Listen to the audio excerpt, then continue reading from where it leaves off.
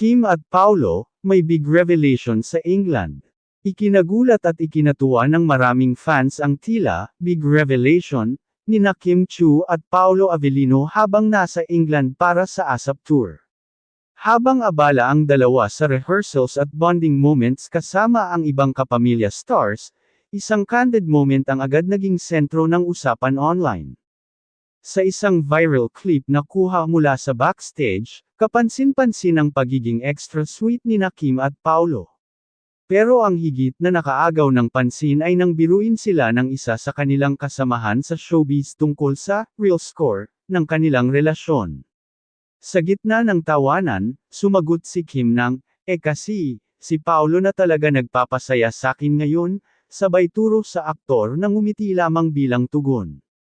Bagamat tila biro ang dating ng sagot ni Kim, maraming fans ang naniniwalang may halong katotohanan ito, lalo na't ilang beses na rin silang nahuling magkasama sa private moments, at ilang sources ang nagsasabing mas lumalalim na ang relasyon ng dalawa. Matapos ang matagumpay na tambalan sa linlang, naging mas visible ang closeness ni Kim at Paolo, on-cam at off-cam. Sa England tour na ito, mas lalong nakita ng fans kung gaano kakomportable sila sa isa't isa, mula sa shared glances, lambingan, hanggang sa mga eksenang tila hindi na scripted. Wala pang opisyal na kumpirmasyon mula sa dalawa, ngunit para sa kanilang loyal supporters, sapat na ang kanilang mga kilos at mga ngiti para sabihing, may espesyal na namamagitan.